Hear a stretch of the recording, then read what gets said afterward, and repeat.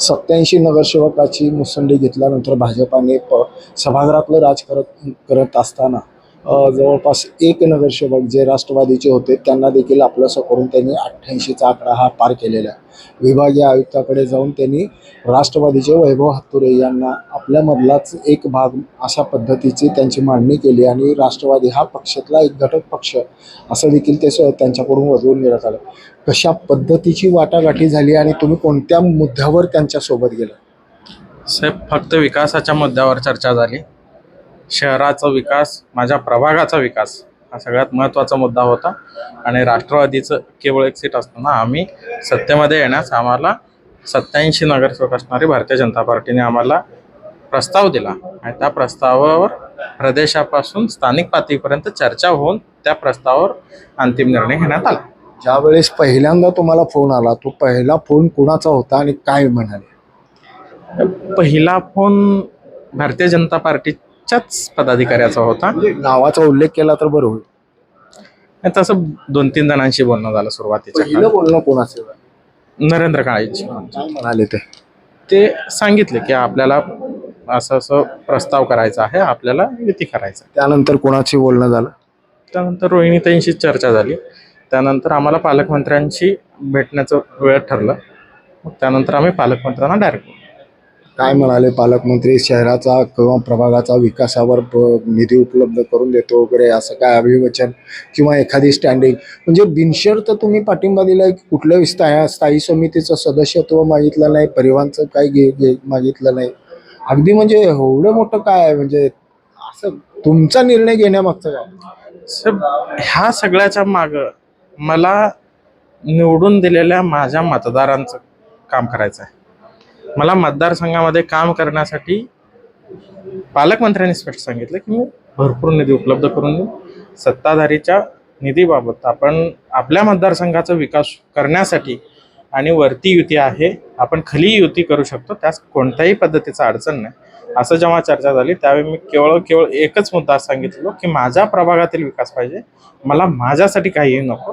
कारण मला माझ्यासाठी काहीही मागावं असं काही विषय नाही. कारण मला माझं मतदारांनी निवडून दिलं, त्यामुळे त्या माझ्या मतदारांचं काम व्हायला पाहिजे, माझ्या मतदारसंघाचा विकास व्हायला पाहिजे. ह्या एका मुद्द्यावर मी पाठिंबा दिला. भाजपाच्या वरिष्ठ नेत्याशी चर्चा करत असताना राष्ट्रवादीचे जे काही स्थानिक कार्याध्यक्ष असतील किंवा अध्यक्ष आहेत त्यांच्याशी चर्चा झाली? हो, जेव्हा माझी चर्चा भाजपाशी झाली, पालकमंत्र्यांशी चर्चा झाल्यानंतर मी आमचे शहराध्यक्ष संतोष भाऊ पवार यांना बोललो की त्यांनी असं असं आपल्याशी चर्चा करायला बोलवलं होतं आणि ते चर्चामध्ये असं असं बोललेत. आणि ते बोललेत की वरून सुद्धा आपली चर्चा झालेली आहे, त्यामुळे तुम्ही या सत्तेमध्ये सहभागी व्हा. त्यानंतर मी संतोष भाऊंना भेटलो. संतोष भाऊंनी सुनील भाऊ तटकरे यांना विचारणा केली. आमच्या प्रदेशाध्यक्षांनी ह्या गोष्टीची मंजुरी दिली. त्यानंतर आम्ही भारतीय जनता पार्टीस आम्ही सत्तेत सामील होणार आहोत म्हणून त्यांना निरोप दिला. प्रवेश करत असताना तुमच्यावर काही आरोपही झाले, आजही त्याचा आरोप झाला, खरंच त्याच्यामध्ये तथ्य आहे? साहेब, वैभव हत्तुरेला किंवा हत्तुऱ्यांना खरेदी करण्याचं कोणाचं किंमत म्हणजे हातुरेंना खरेदी करायची ताकदच नाही मिळायची. नाही साहेब, जे माणूस आपल्या तत्वानी आणि निष्ठेने वागत असतो त्यांना कोणी खरेदी करू शकत नसतं.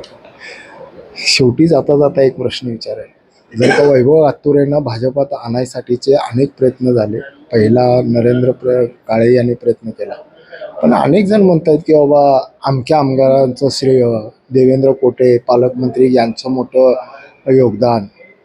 नक्की योगदान कोणाचं आहे हे? म्हणजे तुम्हाला आणण्यामध्ये श्रेयवादाच्या लढाई सुरू झाल्या. तर श्रेयवादाचा लढाई मला माहीत नाही, पण मी एक गोष्ट सांगतो. आजच्या आरोपाचा विषय राहिला, मला अजून थोडं बोलायचं होतं.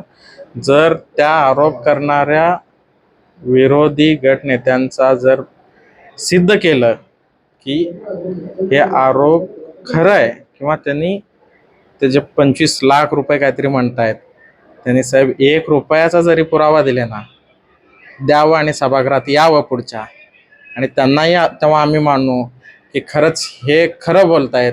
नसेल तर आम्ही म्हणू की हे रोजच काहीतरी आरोप करण्यात चालू. मी पुन्हा एकदा विचारतो, वैभव हत्तुरेंना भाजपामध्ये आणण्यासाठीचं श्रेयवाद चालू आहे, श्रेय कोणाला द्या? नरेंद्र काळेला, रोहिणी तडवळकर की पालकमंत्री की देवेंद्र कोटे? साहेब, वैभव हत्तुरेला भारतीय जनता पार्टीमध्ये आणण्यासाठी सगळ्यांनी प्रयत्न केला. का? कारण वैभव हत्तुरे हा 2017मध्ये भारतीय जनता पार्टीतनं लढला होता, त्यामुळे ह्या सगळ्यांशीच चांगले संबंध होते. मी एकाचं नाव घ्या म्हटलं तर कोणाचं घ्या? नाही साहेब, ह्यात मी कुणाला श्रेय नाही, पण द्यावं? त्याच्यामध्ये तुम्हाला आमच्या पक्षात आणल्याचं श्रेय घेऊन किंवा ते डोक्यावरून मिरवण्यामध्ये खूप मोठी धन्यता मानणारी काही जण आहेत. म्हणून मी थेट प्रश्न विचारतोय, एकाचं नाव घ्यायचं झालं तर कोणाचं घ्या? साहेब, मी एकाचं नाव घेऊ शकत नाही. कारण मला, आणि तुम्हाला हे पण सांगतो, मी जिथं 2017ला होतो किंवा आत्ता आहे, मी प्रत्येकाला विश्वासात घेऊन, त्यांना सांगून, पूर्वकल्पना देऊन सगळ्या गोष्टी करत असतो. ज्या माणसांनी किंवा ज्या व्यक्तींनी किंवा ज्या नेत्यांनी तुम्हाला निमंत्रण दिलं त्यांनीच तुमची उमेदवारी कट केली असंही बोललं जातं, आणि तेच आता तुमच्या स्वागताला उभारले. साहेब, हे राजकारण आहे. आठवण झाली त्या गोष्टीची? नक्की होणार ना, नक्की होणार ना. काय म्हणालो तेव्हा? कसं असतं साहेब, राजकारणात आपण जेव्हा आपल्या जनतेने, आपल्या मतदाराने आपल्याला निवडून देतं. हत्तुरे साहेब, जनतेचा मतदाराचा प्रश्न नाहीये. ज्या लोकांनी कापलं त्याच लोकांनी तुमचं स्वागत केलं. पहिल्या नजरेमध्ये बघताच निरोप आल्याबरोबर काय वाटलं? साहेब, कसं असतं सांगतो तुम्हाला, राजकारणात जेव्हा आपण एका विरोधात टोकाला जाऊन पुन्हा आपल्याला ज्या लोकांनी नाकारलं, ज्या लोकांनी तुमचं जे म्हणणं आहे, त्या सगळ्या गोष्टीपेक्षा आपल्या प्रभागाचा विकास हा महत्त्वाचा असतो. मी त्या मुद्द्यावरच तिथं चर्चा केल्या. बाकीच्या चर्चा करणं माझ्यासाठी महत्त्वाचं नव्हतं, कारण मला माझ्या जनतेने कौल दिलाय. जनतेच्या श्रेय लाटण्यासाठी अनेक नेते इच्छुक आहेत, तरी देखील पुन्हा प्रश्न विचारतो, एक नाव घ्यायचं झालं तर कोणाचं घ्याल? साहेब, असं कोण, मग तसं जर मला विचारलं गेलं मला, तर मी आमचे शहराध्यक्ष आणि प्रदेशाध्यक्षांनी ज्यांनी मला ह्या मंजुरी दिलं, म्हणजे आपण युती करणार आहे म्हणून सांगितलं, त्यांना आमच्या शहराध्यक्षांना संतोष भाऊ पवार आणि सुनीलजी तटकरे. आणि भाजपने सगळ्यांनी आम्हाला निमंत्रण दिलं. त्यांचं निमंत्रण द्यायचं काम होतं. देणार की शेवटचं निमंत्रण? साहेब, सगळ्यांनी निमंत्रण दिलंय. शेवटी पक्षामध्ये नांदायचं आहे, त्यामुळे वैभव हत्तुरे हे सांभाळूनच शब्द वापरतायत. आणि विशेष म्हणजे पूर्वाश्रमीत याच पक्षाचे होते, पण आता प्रोटोकॉल आहे, उणे धुणे सगळे विसरून ते नेत्यांची मानसिकता कुठेही दुखावली जाणार नाही आणि त्यांना सन्मानाने पुन्हा एकदा या पक्षामध्ये तो सन्मान मिळेल या अपेक्षेसह ब्रेन न्यूज करता यासिन शेखचा मी नितीन पात्र.